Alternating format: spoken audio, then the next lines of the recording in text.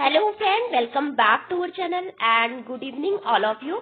Today we will solve some important question of political science.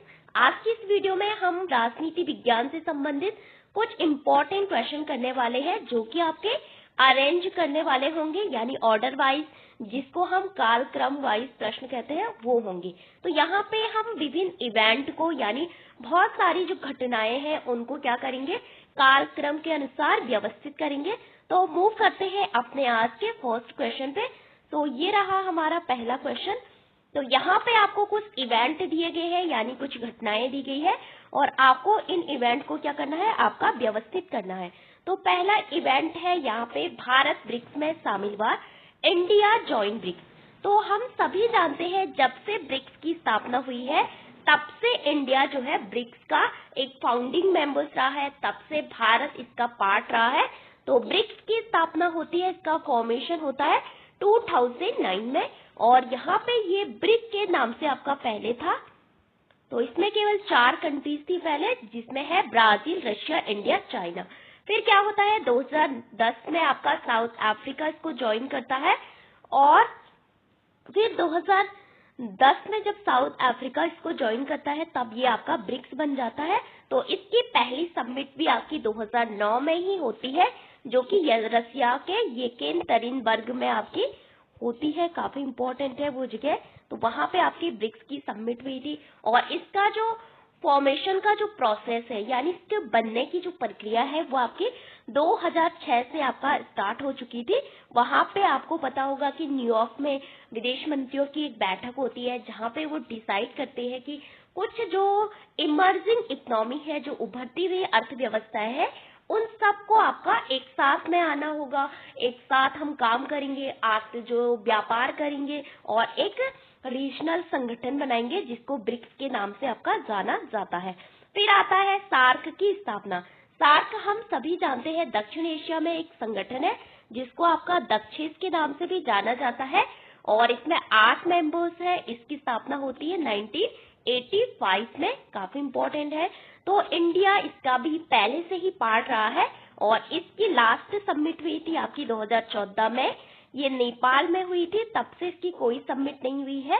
और इसकी आपका 2016 में जो समिट थी वो आपका होनी थी, डिसाइड हुई थी कि इस्लामाबाद में होगी, लेकिन पाकिस्तान के द्वारा इंडिया पे अटैक किया गया, तो इस कारण से इसकी जो समिट है वो भी नहीं हो पाई। लेकिन आज जो सार्क की प्रासंगिकता है आपका काफी कम हो चुकी है। इसकी जगह हमने किसको दे दी है, बिम्स्टेक को दे दी है। अब तीसरा ऑप्शन देखते हैं, भारत पोखरण का संचालन करता है। India conduct first nuclear test.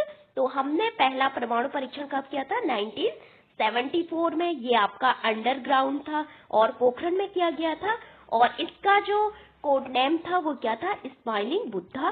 फिर आता है आपका भारत पूर्व की ओर देखो नीति शुरू करता है, यानी लुक ईस्ट पॉलिसी, यानी पूर्व की ओर देखो। कब की थी, 1992 में, और यहाँ पे प्राइम मिनिस्टर कौन थे, पीवी नरसिम्हा राव। तो यहाँ पे आपका पहला इवेंट आएगा 1974। फिर आएगा आपका 1985 एस्टेब्लिशमेंट ईयर ऑफ शार्क।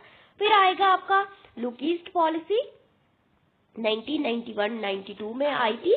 फिर आएगा आपका लास्ट में 2009 establishment year of BRICS. Okay, तो देख लेते हैं इसका राइट आंसर।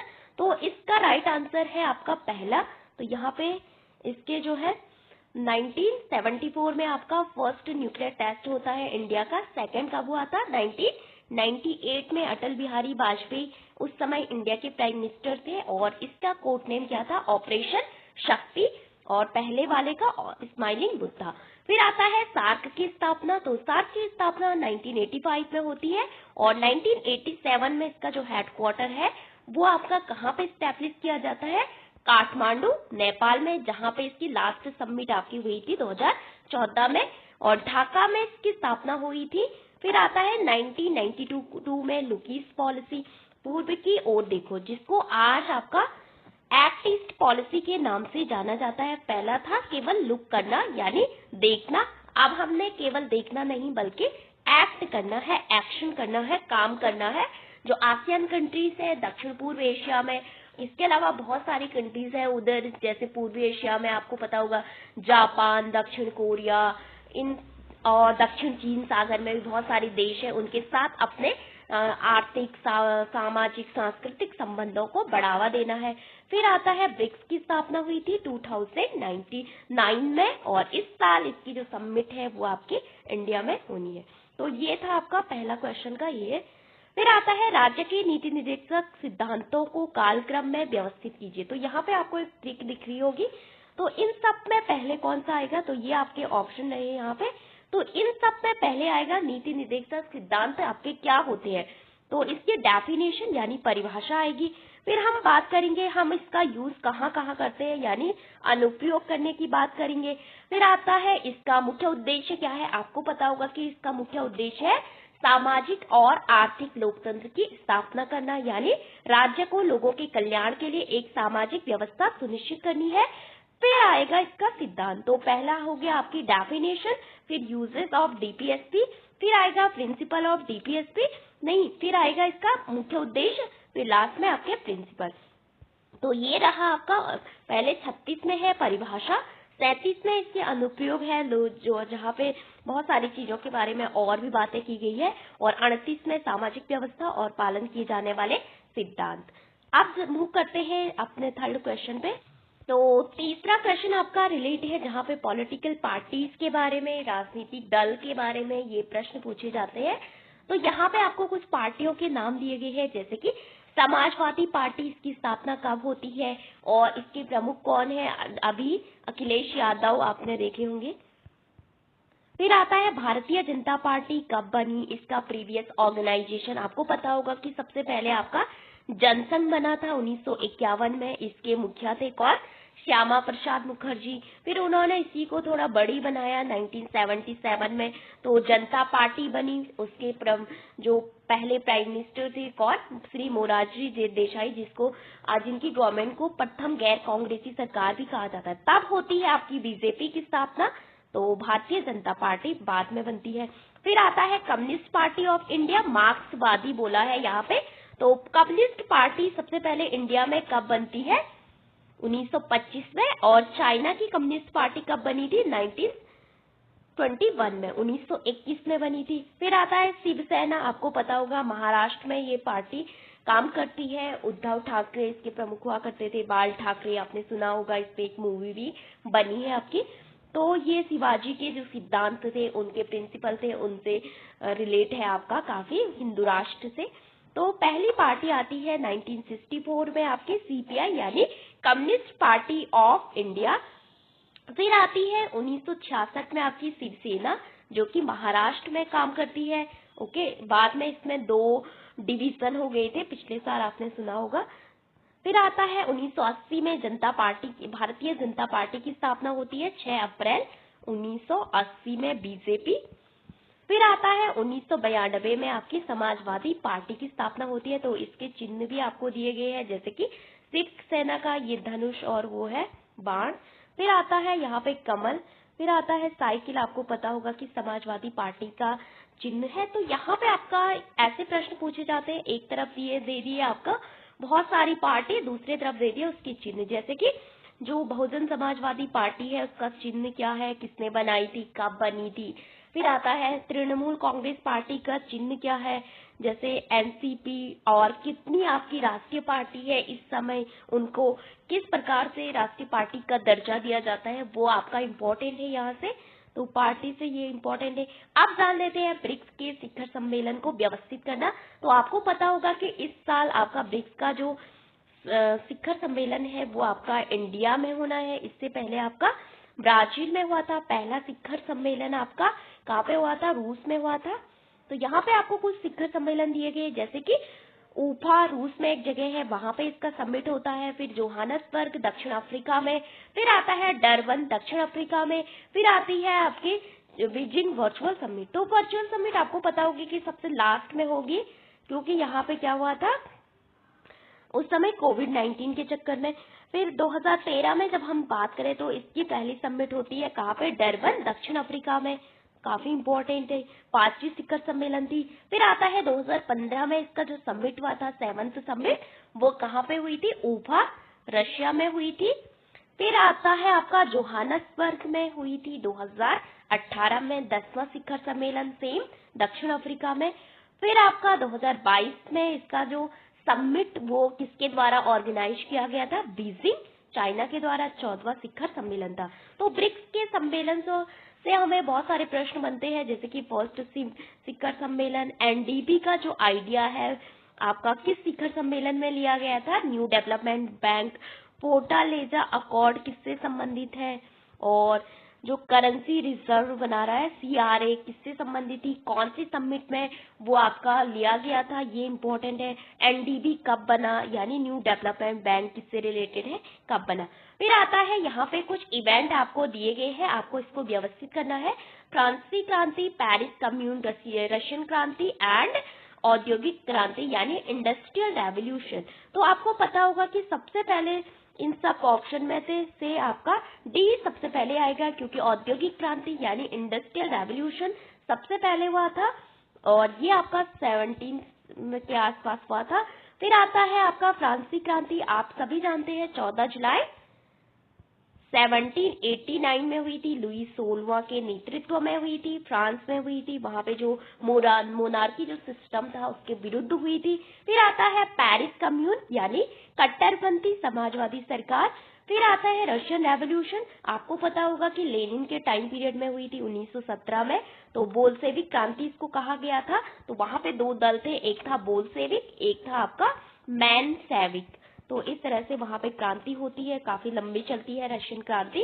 तो सबसे पहले औद्योगिक क्रांति 1760 में, फिर 1789 में फ्रांस रेवोल्यूशन होता है, फ्रांस में बास्टील का पतन इससे रिलेटेड है। और यहाँ से हमें बहुत सारी चीजें अपनी प्रस्तावना में ली है, जैसे कि समानता, स्वतंत्रता, बंधुत्व का जो नारा था दुनिया को, वो फ्रांस की क्रांति ने ही दिया था।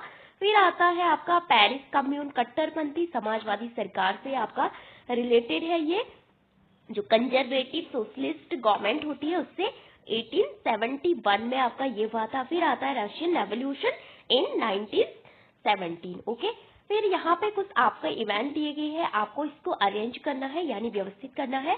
तो भारत की स्वतंत्रता यानी इंडिपेंडेंस ऑफ इंडिया, और एस्टेब्लिशमेंट ऑफ यूएनओ यानी संयुक्त राष्ट्र का गठन, end of cold war, and Russia आपका अफ्रीका का डीकोलोनाइजेशन यानी उपनिवेशीकरण का अंत हुआ था, वहां पे उपनिवेशवाद का अंत हुआ। तो सबसे पहले आपको यहाँ पे पता चल रहा होगा कि 1947 में इंडिया को इंडिपेंडेंस मिलती है। फिर आपका यूएनओ इससे पहले बनता है 1945 में। फिर आता है आपका 1950-70 के अराउंड अफ्रीका स्वतंत्र होता है, वहां पे उपनिवेशवाद का अंत होता है। काफी लंबी लड़ाई थी मतलब दक्षिण अफ्रीका की तरफ से। फिर आता है एंड ऑफ कोल्ड वॉर, जैसे कि सोवियत रशिया का विघटन होता है 15 गणराज्यों में, तब आपका क्या होता है, कोल्ड वॉर समाप्त होता है। तो सबसे पहले यूएनओ की एस्टेब्लिशमेंट 2 पहले आएगा, फिर आएगा भारत की स्वतंत्रता, फिर आएगा आपका क्या 3 यानी, फिर आएगा आपका 4 यानी जो अफ्रीका का मतलब कोलोनाइजेशन यानी उपनिवेशीकरण का अंत, फिर आएगा आपका शीत युद्ध का अंत 1991 में। अब मूव करते हैं अपने अगले क्वेश्चन पे। तो भारत की विदेश नीति से संबंधित महत्वपूर्ण घटनाओं को कालक्रम में जमाइए। तो यहाँ पे भारत का पहला परमाणु परीक्षण स्माइलिंग बुद्धा 1974 में, आपको पता होगा कि 1974 में ही इसके बाद क्या होती है, एनएसजी की स्थापना होती है। और भारत यहाँ पे अपनी सदस्यता लेना चाहता है, लेकिन बार बार चाइना इसको ब्लॉक कर देता है। तो ये काफी इंपॉर्टेंट है आपका। फिर आता है लुकीस पॉलिसी का शुभारंभ कब होता है, 1992 में होता है। यहाँ पे केवल आर्थिक संबंधों को लेकर ये पॉलिसी पहली बार बनाई जाती है। भारत को एक बाजार की जरूरत थी, क्योंकि उस समय इंडिया में एलपीजी क्राइसिस आया था। एलपीजी क्राइसिस आजकल वाला नहीं, जो कि आपका लिबरलाइजेशन, प्राइवेटलाइजेशन और ग्लोबलाइजेशन से संबंधित था। फिर आता है आपका ब्रिक्स की सदस्यता। तो ब्रिक्स का फाउंडिंग मेंबर्स रहा है इंडिया। गैर संरेखित आंदोलन का गठन, तो ये क्या है आपका नेम, आपने सुना होगा, गुट निरपेक्ष आंदोलन, तो नॉन अलाइनमेंट मूवमेंट। इसकी प्रोसेस आपकी 1955 से आपकी शुरू हो गई थी, जहां पे आपको पता होगा कि बांडुंग कॉन्फ्रेंस होती है, तो वहां से इसकी जो इसके बारे में चर्चा होने शुरू हो गई थी 1954 में। नेहरू जी अपने कोलंबो एक भाषण देते हैं, वहां पे गुट निरपेक्षता आंदोलन के बारे में पहली बार चर्चा करते हैं। तो इस तरह से इसकी प्रोसेस आपकी शुरू हुई। तो यहाँ पे पहले आएगा एस्टेब्लिशमेंट ऑफ नेम 1961, फिर आएगा आपका 1961 के बाद first nuclear test of India, फिर आएगा लुकीज पॉलिसी ऑफ इंडिया 1992, फिर आएगा आपका ब्रिक्स। तो ये आपका कालक्रम अनुसार क्वेश्चन पूछा गया था, ये प्रीवियस ईयर क्वेश्चन पेपर है। तो नेम का गठन smiling Buddha Pokhran 1, look east policy and formation of BRICS in which year 2019। फिर आता है यहाँ पे कुछ आपका कालक्रम अनुसार कुछ इवेंट दिए गए हैं, आपको इसको व्यवस्थित करना है। तो गांधी का नमक आंदोलन यानी जो आपका सॉल्ट रेवोल्यूशन हुआ था गांधी जी का, वो कब हुआ था 1930 में। और ऑल इंडिया मुस्लिम लीग की स्थापना हुई थी कब 1906 में। सलीमुल्ला खान और यहाँ पे दो लोग थे, उनके द्वारा इसको एस्टेब्लिशमेंट किया गया था। वीडी सावरकर का द्वारा हिंदुत्व का प्रकाशन। तो वीडी सावरकर से पता होगा कि आपको बहुत सारे प्रश्न पूछे जाते हैं। तो अभिनव भारत एक सीक्रेट सोसाइटी थी, उसकी स्थापना भी वीडी सावरकर ने की थी। उनके मतलब स्थापना नहीं की थी, लेकिन वो उसका पार्ट थे जब वो लंदन में थे। आपका एक सीक्रेट सोसाइटी थी। इसके अलावा आपका जो इंडिया होम रूल आपका चल रहा था, श्याम जी कृष्ण वर्मा ने एक संगठन बनाया था, वो काफी इम्पोर्टेंट है। तो हिंदुत्व का प्रकाशन इनके द्वारा किया गया था 1923 में। बाद में आपका इसका नेम चेंज किया गया 1928 के अराउंड। तो ये काफी इम्पोर्टेंट है। फिर आता है डॉक्टर बी.आर. अम्बेडकर द्वारा बौद्ध धर्म में परिवर्तन का 1956।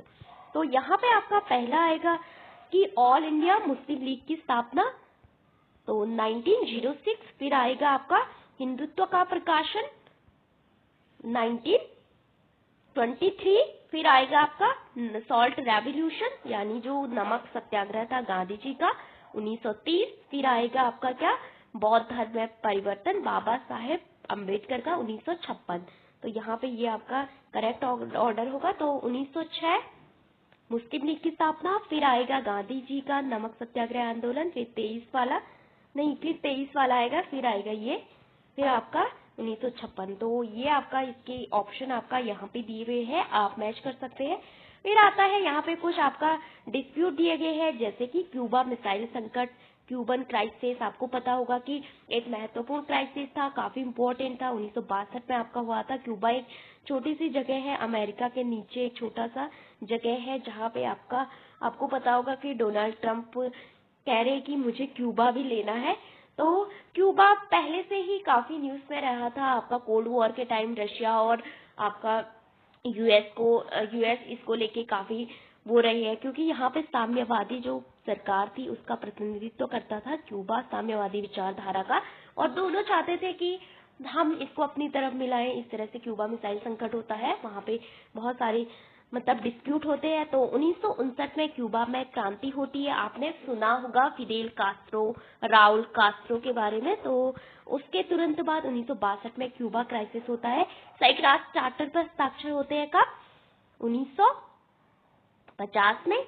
आपका 25 जून 1950 करके ऐसे डेट है इसकी। बाद में आपका संयुक्त राष्ट्र की स्थापना होती है 24 अक्टूबर 1945 को। तो बहुत सारी चीजें हैं इसके चार्टर से संबंधित।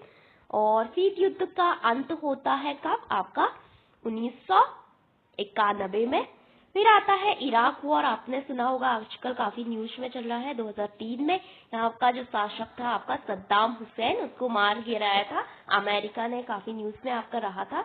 तो यहाँ पे आपका पहले आएगा संयुक्त राष्ट्र का गठन, मतलब चार्टर बना था, उसका जो संविधान है जहाँ पे उसके अनुच्छेद, अध्याय, इन प्रिंसिपल, इन सब के बारे में बताया गया है। फिर आता है क्यूबा मिसाइल संकट 1962।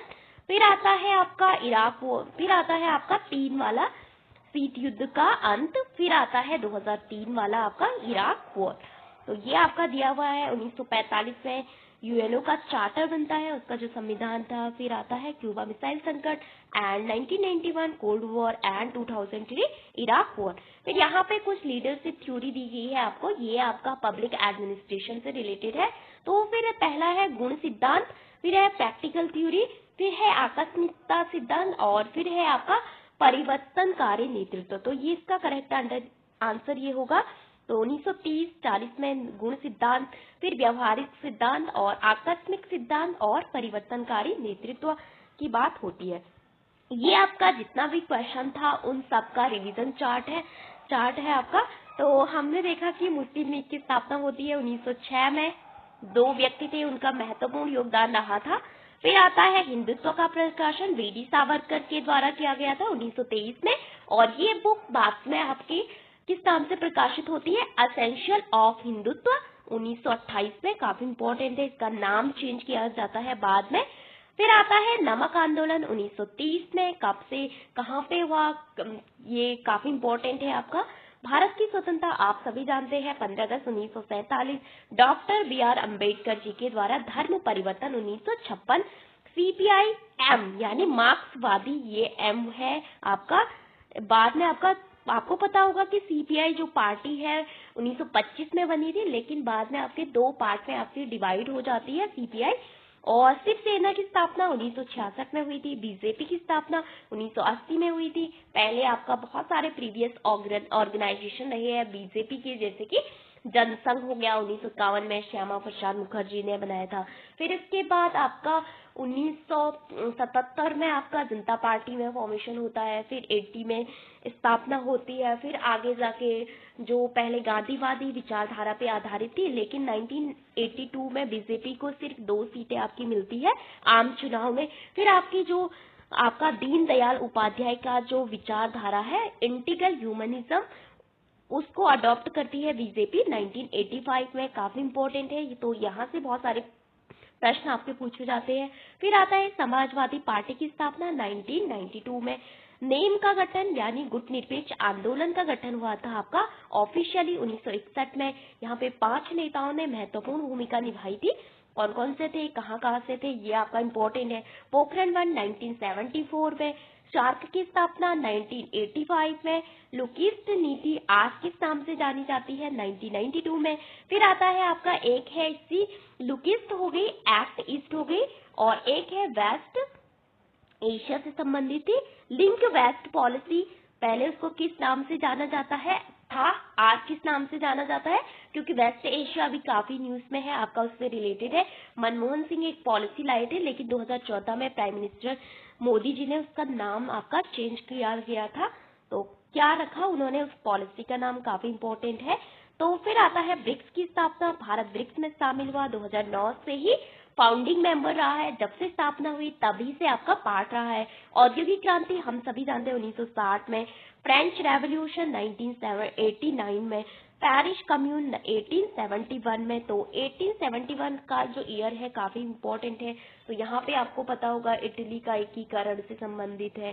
फिर आता है आपका रूसी क्रांति 1917, संयुक्त राष्ट्र का गठन 1945। तो इसका ईयर भी आपका पूछा जाता है। पहले कितने मेंबर्स थे, कितने लोगों ने पहले पार्टिसिपेट किया था, आज कितने लोग इसमें पार्टिसिपेट करते हैं, कितने सदस्य है इसके।